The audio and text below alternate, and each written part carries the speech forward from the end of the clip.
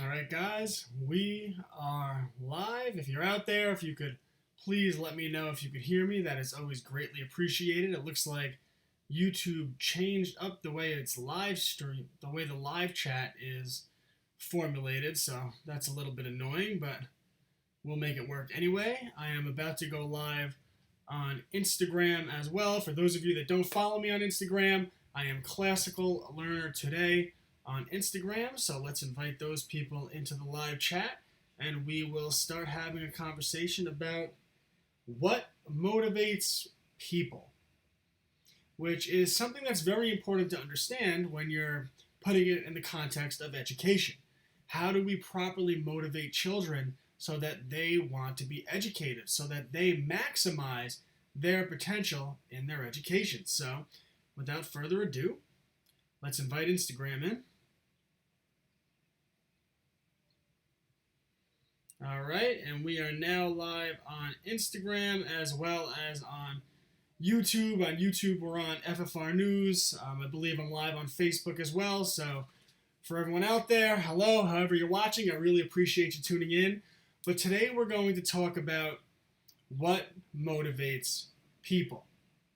And the reason we're going to examine what motivates people is understanding what motivates an adult is the best way to understand how to motivate a child to be an active participant in their own education. How many times have you heard a mother, a father, Johnny, Jeffrey, he's just not interested in school. He wants nothing to do with school. He says he hates school. He says, when am I ever going to use this? It's completely out of context. I don't need this. School is boring. I don't want to study science. I don't want to study math.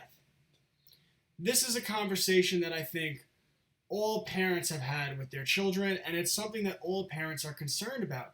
Yet there's not a lot of people giving solutions. What are the solutions that children are given? What are the alternatives that children are...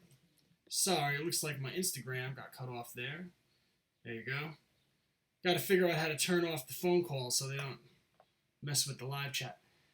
Well, to examine what motivates children, I think the best way to look at it is figure out what motivates adults. What motivates me?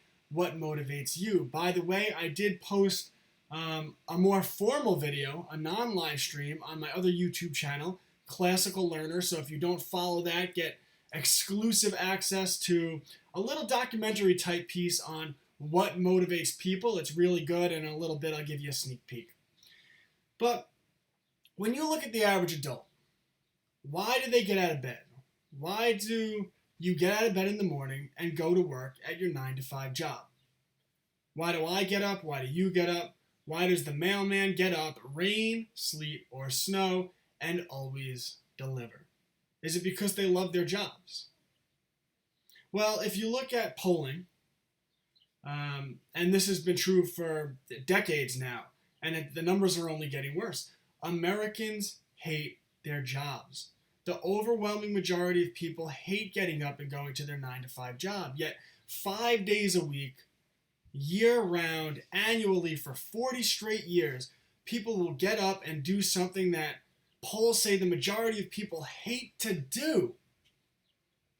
And they'll spend the majority of their time. I mean, you spent 8 hours sleeping, 8 hours at work. That leaves 8 hours left for what? The rest of it? Is it any wonder why everyone is so stressed out? Is it any wonder why the suicide rates specifically among adult males, specifically among adult white males, is so high? People are stressed out. People don't like their jobs. Yet people get up day after day, and what do? They keep going to their jobs. So why do they do that? Well, when you get into the real world, you have responsibilities, right?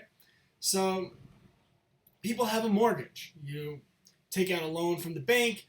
You owe $100, $200, $300, $400, $500,000, and if you don't make that payment, the bank's going to foreclose on you. You're going to lose your house. People have cars. They have to make their car payments. People have credit cards. Some people spend a little too much on those credit cards, and almost everyone statistically is in credit card debt. I believe, don't quote me exactly, but I think 10% of the country has $5,000 in savings, which is absolutely remarkable. And you want to talk about an indictment of the American education system. Well, where is the financial literacy being taught to children in school? Why don't children know the difference between an asset and a liability? Why don't children understand the concepts of passive income, the concept of working to build something for yourself because you get more rewards in the future, right? In school, what are children prepared for?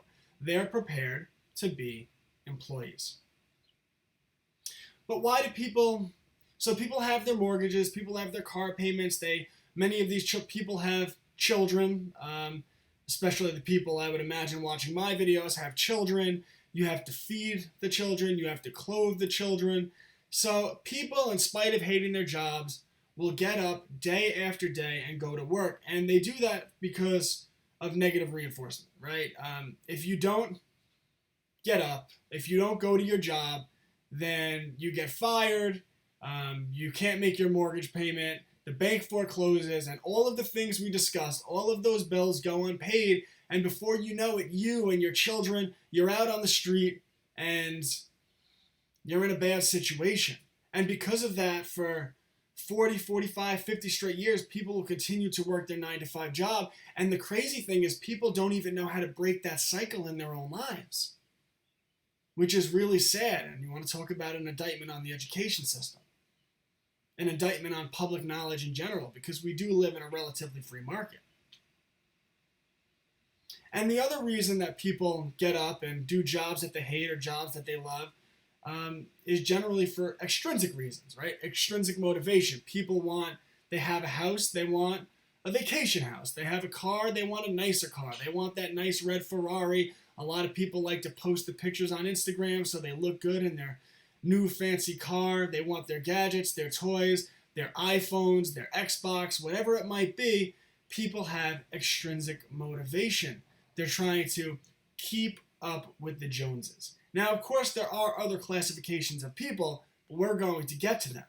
But this is a large majority of society. This is what motivates a large percentage of the people in the United States of America and around the globe. And the majority of people are very unhappy. But we as parents, we teach what we know. How could we teach anything else? Well, at Classical Learner, I'm assisting parents. I'm doing one-on-one coaching to point out the things that they might be missing so that they can make adjustments in their in-home culture so that they end this cycle of, you had to get up every day, 9 to 5, for 40 straight years to work a job you hated. Let's make sure your kid doesn't have to do that. But just like people hating their jobs, what do children always say? I hate school, right? Children hate school. Why do they hate school? Why do children hate learning? Have you ever been around a little child? All they want to do is learn. Why? How does this work? Let me play with this. Let me touch this. Let me put this in my mouth. What is this? What is that?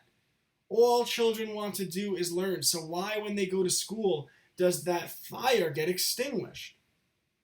Because school is set up with the same system of motivation that the people who hate their 9-to-5 jobs are under, right?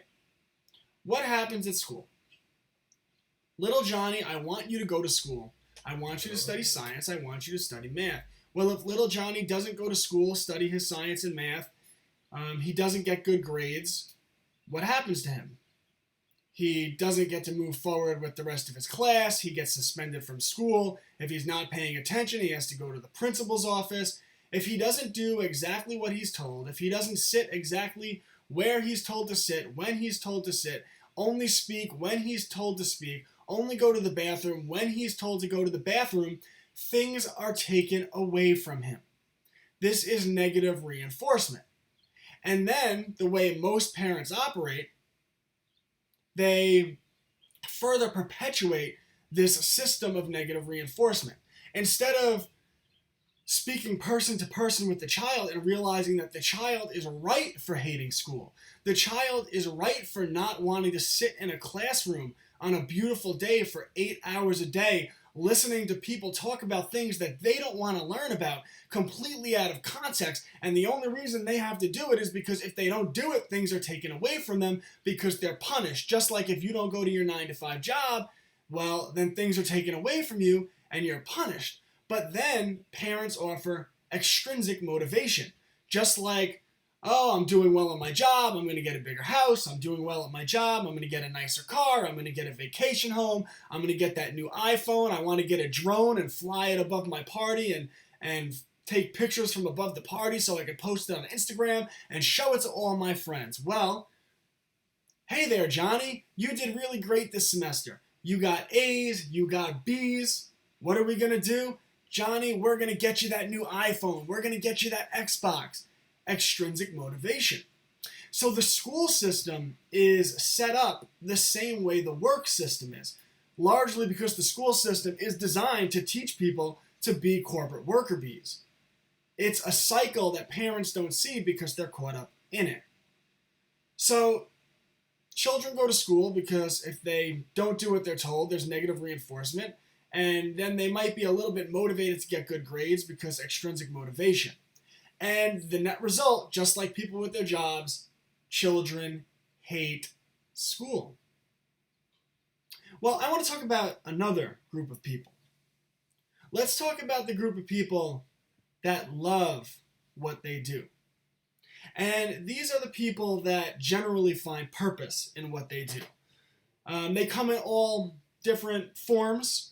This can be people who spend their life traveling and doing humanitarian type work. These people are very generally very happy. We see them, we'll say, oh, look at that hippie. Why are they like this? They're so weird. They travel. They eat. They're vegetarians, right? We know the type of person I'm talking about. Well, that's one form. Then there is a good example is a professional soccer player, right? A professional lacrosse player. I use them as the example because they're not rich like baseball players and football players.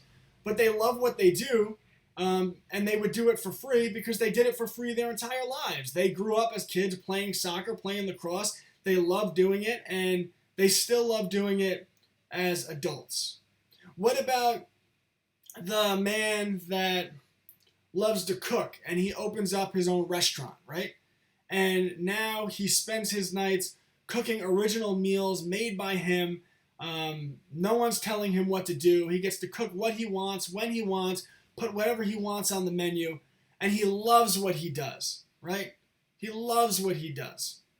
We see this with the cooking shows and the chefs on HGTV and the Food Network all the time, right? What about someone like me? I started my own business, Classical Learner, where I'm fortunate enough where I'm working one-on-one with families. I'm coaching parents how to improve in-home culture and how to make the little adjustments that people don't quite see so that they can be better parents and they can create mindsets in their children that allows them to break the cycles that our parents handed down to us, changing our in-home culture.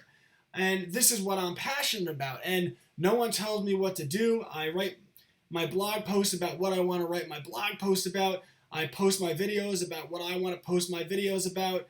And I go live when I want to go live. I work with families. I make original lesson plans.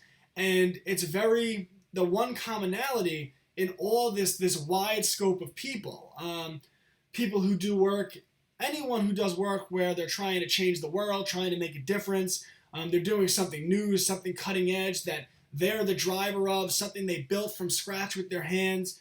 The commonality is that all of these people are intrinsically motivated.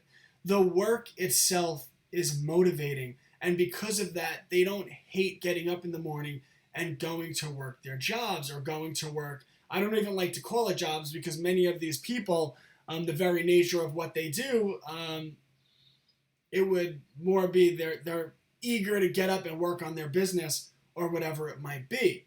And these people generally like their work more than the people that are motivated through negative reinforcement and extrinsic motivation. The more shallow reasons. I mean, not that the negative reinforcement's shallow, but some of the intrinsic motivation. And listen, if that's what you want, all the power to you. It's not for me. But So you see the different types of motivation, but school doesn't offer much at all in terms of intrinsic motivation. School offers extrinsic motivation, school offers negative reinforcement. But then you look at someone like me, right? We could use me as the example. So I work one-on-one with families and they pay me to work with them. So I'm also getting external rewards, right? So not only am I intrinsically motivated, I also have extrinsic motivation. I'm getting material on top of what naturally drives me. Now, what we find looking at society is no amount of material is enough. It is the intrinsic drive that makes people happy. But when you pair the two together, now that's very rewarding. That's how a person achieves happiness in life. They find something they love to do, and then they're rewarded for doing what they probably would do for free anyway. Well, that's the concept I want you to take. I call this motivation stacks. And I wrote an article about this at classicallearner.com if you wanted to check it out. Let me see. Yeah, so this is an article I posted the other day. It goes into more detail about what I'm talking about. www.classicallearner.com.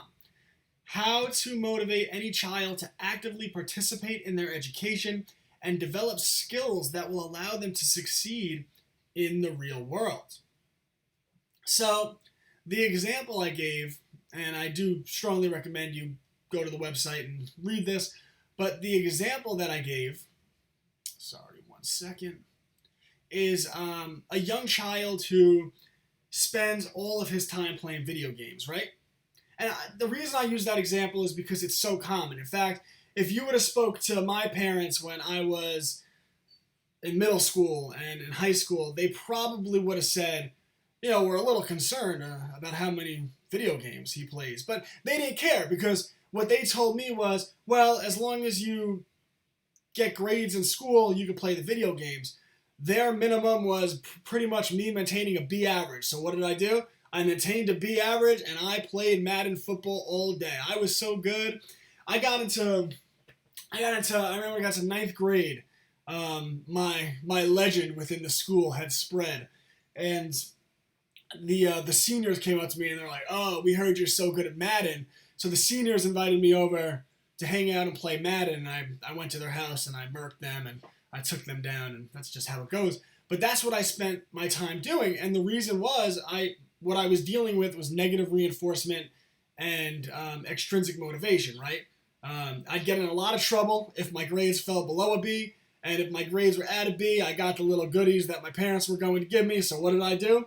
The bare minimum, because I hated school. And this is the cycle we repeat for most children, but we're just teaching them what we know. It's the same motivation that most people have every day, the same reason most people hate going to work in the morning, and yet that's what we're doing with our children. And again, I can't stress enough, that's because the school system is designed to teach our children to be corporate worker bees. This is what it's designed to do. So my saying, my kind of, I guess my motto or I forget what it's called, but anyway, at Classical Learner, what I've been saying a lot now is parents have a vision of who they want their children to be, and the school. Let me word this right. I want to get it right. The school system has a vision of who they want our children to be, and parents have a vision of who we want our children to be. At Classical Learner, we bridge the gap.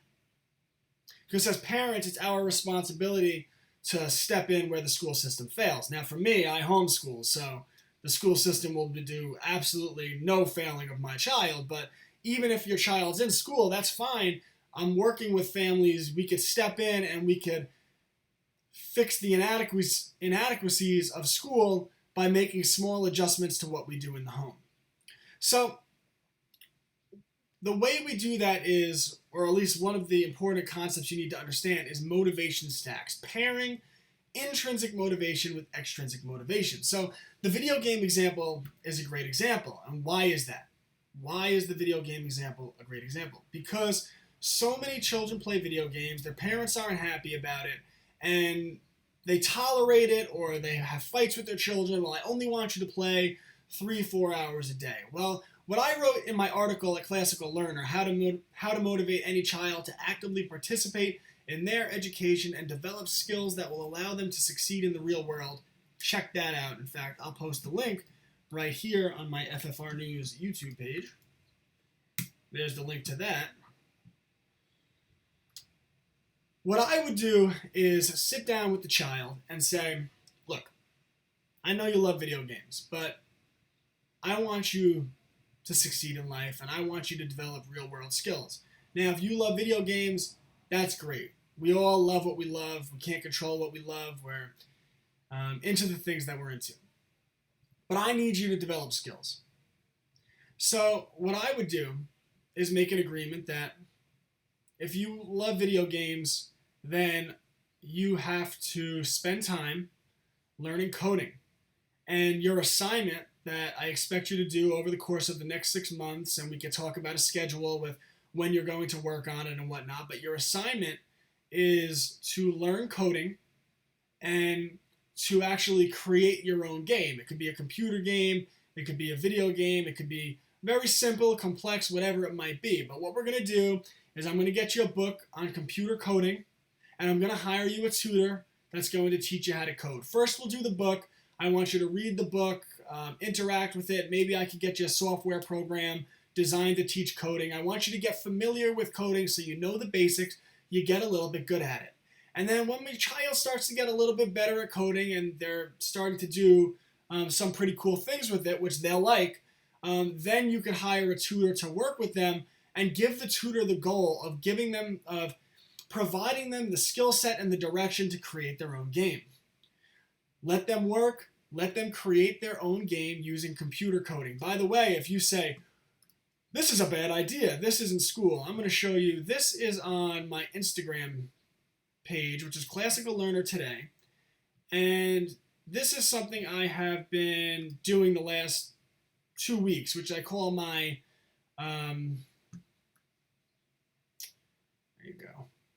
which I call my Dropout series. Mark Zuckerberg, we all know who he is. I don't like him, but he was coding when he was in college, right? He was able to create Facebook, the social net, we all know what Facebook is, and now he's worth a lot of money, right? Bill Gates, his story, we don't have to say much, we all know it. This was one of the co-founders of Twitter. Evan Williams, he dropped out of college when he was 20 years old, just like Bill Gates dropped out, and he co-founded Twitter. He was also the person that made blogging mainstream because he knew computer coding and he knew computers. What about this guy? Dropped out of college at age 19 to pursue computers.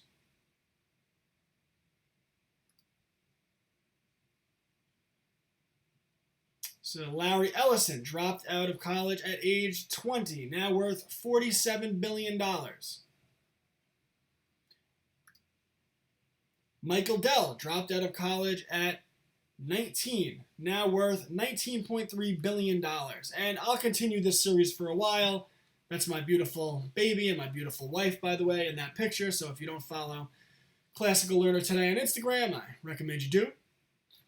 So what I would do is I would then hire this tutor, and I want him to point my child in the direction of creating his own game. He's going to create his own game, which he'll absolutely love. He'll want to play it. But then we're not going to stop there, because what we teach is using their intrinsic motivation to always encourage our children to level up. We want to challenge them. So, all right, now little Jack just created his game. So what are we going to do? Jack, we're going to get you real-world practice in what I call the theory of access. And the challenge we're going to give to Jack is to find a way to secure an interview or a pitch in front of a video game corporation. It could be a low-level person. Ideally, the higher-level person, the better. Jack, I want you to figure out how to get access so that you, my teenage child, can pitch your game in front of a big corporation. How does he do that? I don't know. Maybe he'll write a letter. Maybe he'll take out a newspaper ad. Maybe he'll post some type of video. Maybe he'll start some type of social media campaign aimed at the CEO of a company. And what would that do? Well, now the CEO of the company looks good if it becomes a public thing and he's letting this 14-year-old kid or child give him a pitch of a video game, right? Maybe you go to the door. Maybe you research a high-level executive at one of these companies, find out what works with them in the past. Maybe you go with him to the corporation, have him knock on the door and get himself a meeting, right? Some CEOs, some employers, they like that type of initiative. Maybe he'll fail, maybe he won't, but what he's developing is the concept in his mind of making things happen, right? Life isn't going to give you opportunity. You have to go out and take it. And by teaching him the theory of access and challenging him, I want you to figure out how to get a pitch in front of a big video game company. So that's the assignment. Maybe he won't succeed. Fine. He learns from the experience. Next time he'll make adjustments. Maybe he does succeed and he gets to give this pitch of the game he created in front of this big video game corporation. Maybe they decide to make his game. Probably not, but maybe. What they might do, there's a very good chance they might do, is he might get the attention of someone big at the company that might offer him an internship working at this big video game corporation. Maybe he could even have a mentor. Maybe he could be mentored by someone who's been very successful. If you seek opportunity, opportunities can find you. And we as parents have to use motivation stacks, pair intrinsic motivation with extrinsic motivation to get our children to take on new challenges, level up, and teach them real-world skills. After the interview, let's say nothing comes of it. They don't offer him an internship, or he never even gets the chance to pitch. Well, that's fine, because Jack, what did he do? He has a video game, right? You could get a CD burner or a computer game, a video game. With a CD burner, he could sell the game. So now what you do is say, all right, well, I want you to market your game.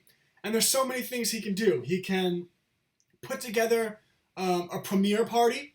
You can have it at your house, right?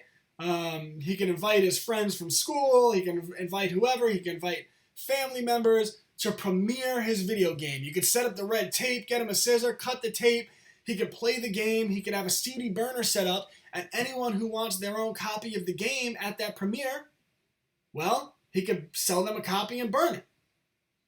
He could set up his own social media marketing campaign where he could promote the game. He could do social media marketing. You could get him books on marketing, have him practice the marketing as he reads the books, and have him write reports. Have him write nothing crazy, but say, I want you to write a report. I don't believe in saying one paragraph or one page or 5 pages. I want you to write a report on a theory of social media marketing, however long you think it takes to properly articulate what your theory is.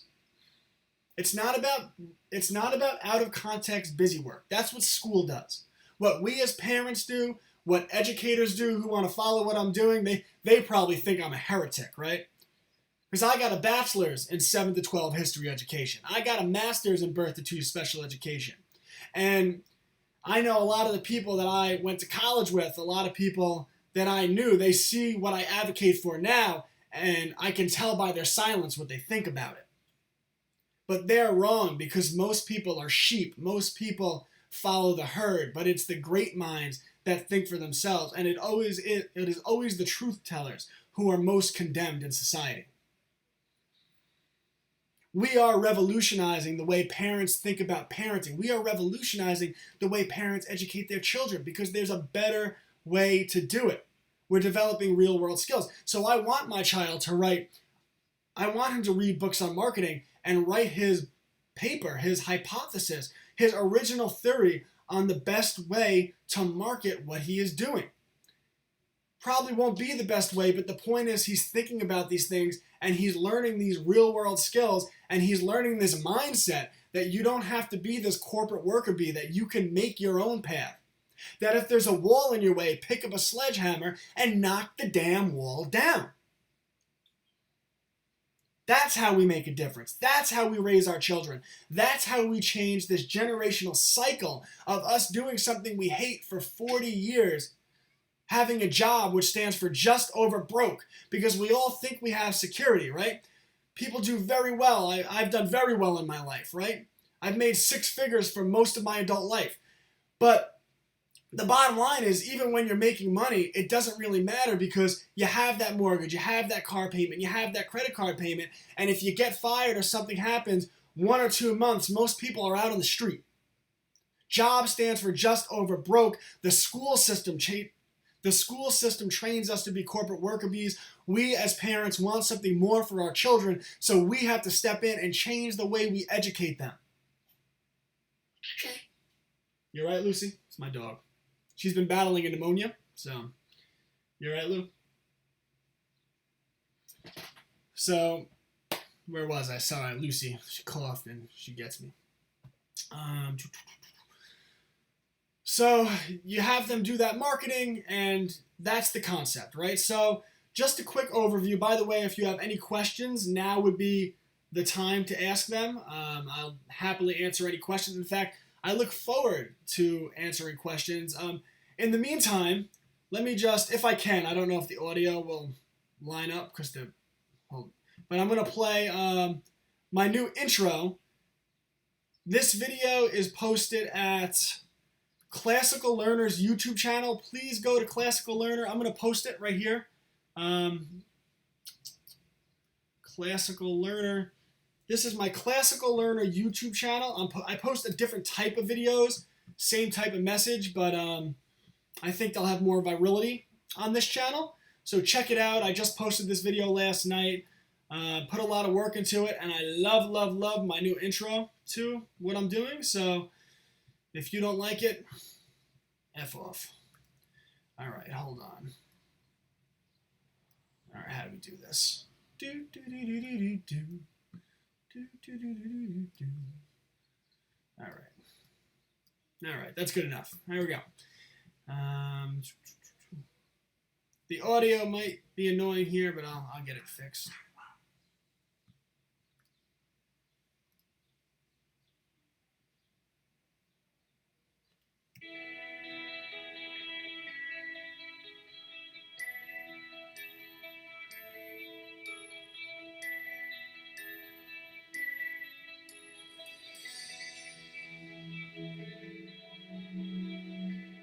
For you on Instagram, it's playing on my YouTube channel. Sorry about that. It'll be done in a second.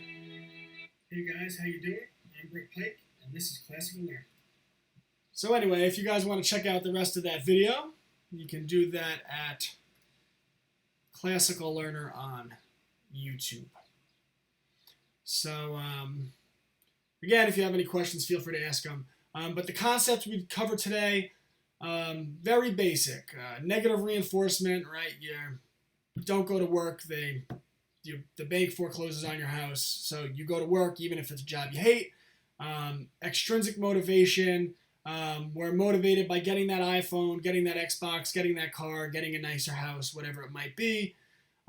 Intrinsic motivation, we are motivated because it makes us feel good inside, because I wake up and I do this with Classical Learner, and I know that if I change one life, I've changed the world. If I help one parent educate their child better and their child lives a better life, I change the world because I changed that person's world. Which, by the way, I've been trying to tell people all the time.